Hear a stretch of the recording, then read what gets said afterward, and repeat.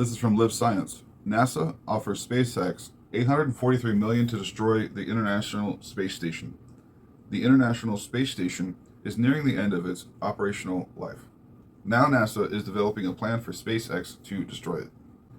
NASA is preparing to destroy the International Space Station, or ISS, awarding SpaceX an up to $843 million contract to push the station safely out of orbit and back to Earth. According to the space agency's plans, SpaceX's specially designed deorbit vehicle will drag the football field-size ISS back to Earth sometime after the end of its operational life in 2030. The ISS will smash into our planet's atmosphere at the speed of more than 17,000 miles per hour, or 27,500 kilometers per hour, before landing in a crash-down spot in the ocean.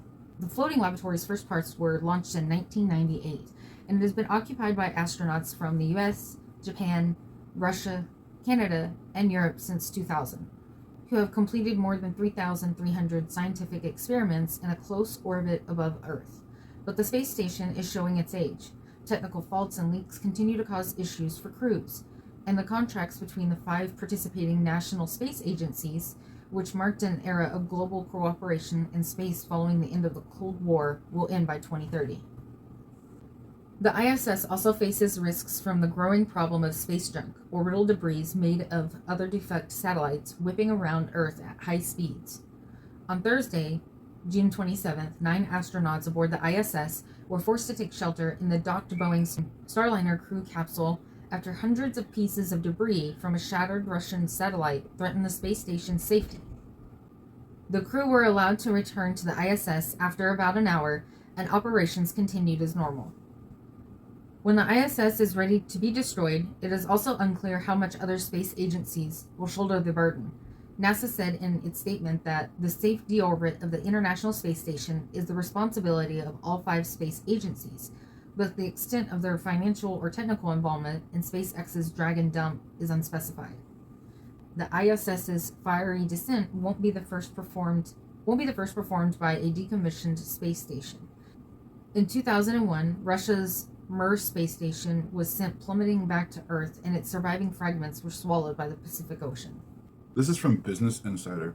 Elon Musk calls out Boeing's historic first crewed spaceflight, saying SpaceX beat them to the punch years ago. Elon Musk soured the day of Boeing's first astronaut flight to space by lobbing criticism at the company on X, the platform formerly known as Twitter. Boeing built the Starliner spaceship in collaboration with NASA, and it's set to launch into space on Monday evening, carrying astronauts Butch Wilmore and Sunny Williams to the International Space Station.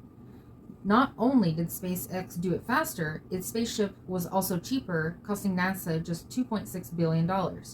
Since its first crewed flight in 2020, the company has flown 7 astronaut crews to and from the ISS for NASA, with its eighth currently living on the station. It has also flown 4 private missions. With each flight, SpaceX has earned money while Boeing has been sinking more and more funds into Starliner. There were clear technical reasons for the delays. During Starliner's first attempt to fly to the ISS without a crew, software errors forced it to return to Earth early. Then, a series of issues, including dysfunctional valve in the propulsion system, caused further delays. Boeing was used to the government paying all of its expenses to deliver the best possible product. Under that model, Berger explained, cost overruns and delays were not the company's problem. They were NASA's. Suddenly, with a fixed price, it's up to the company to figure out what risks to take in terms of new technologies and new approaches, said Neild, who was a former associate administrator of the FAA's Office in the Commercial Space Transportation. This is from the New York Post. NASA assures that Boeing Starliner astronauts are not stranded on the International Space Station. That was so funny. I think you the whole title? No. The title was Boeing Starliner astronauts are not stranded on the International Space Station while being stranded on the International Space Station. It's like Trump going out there like, hey, they're not stranded. They're perfectly safe. They're up there flushing toilets 40 times.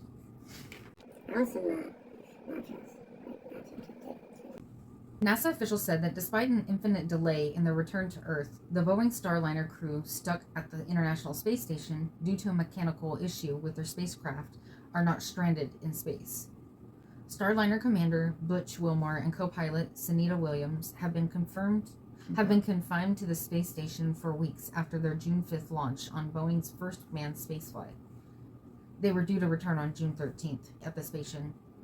Station. It's a station. Space station. Why didn't they call it that? They should have called it the station. Okay. They were due to return on June 13th after a week at the station, but the craft suffered issues with its thrusters and helium leaks when docking at the station, keeping them in orbit indefinitely as engineers analyzed the problems. So essentially, it's complete the testing, complete the fault tree, bring that analysis into the mission management team, and then have an agency-level review, and then we'll lay out the rest of the plan from undock to landing. I think we're on a good path. The return model of the Starliner spacecraft is docked to the ISS's Harmony module, but Harmony has limited fuel, narrowing the window for a return date. Yeah, it only has like 45 days of fuel. 45 days of fuel, and it's been up there since June 5th. Hey, NASA. Houston, we have a problem. Yeah. Boeing's service model, which houses the helium lines, thrusters, and other critical systems, is discarded before re-entry and burns up in the atmosphere. Engineers want to study the failed systems and hardware before it's destroyed and collect as much data as possible before the astronauts return home. So basically, hey, you guys are stuck in space, but will you just stay stuck up there? Because we want to know what happened. The Starliner launched with one known helium leak, but 4 others developed as the craft tried to dock. At the station, valves are closed to cut off the helium system, avoiding any additional leakage. When they depart, however, the valves must be reopened to repressurize the lines. Even with the known leaks, the capsule still has 10 times the amount of helium it needs to get home, but engineers want to ensure that the leaks won't worsen once the system is pressurized, according to Stitch. Oh, yeah, Stitch knows. Yeah, he knows. He had a spaceship that went to... I don't think he docked with anybody, but Stitch knows space. knows spaceships. Let's trust the blue space dog. The 5 thrusters in the Starliner service module also failed to operate as expected during approach to the space station on June 6th, but are ready to operate for departure. Beginning next week, a new identical thruster will be test-fired at NASA's facility in New Mexico to determine what may have gone wrong. The ground tests are expected to last a couple of weeks. Boeing has been plagued by a series of problems over the past few years. In January, a fuselage plug blew off a new Alaskan airline Boeing 737 MAX 9 at 10,000 feet. Their 737 MAX planes also suffered crashes in 2018 and 2019.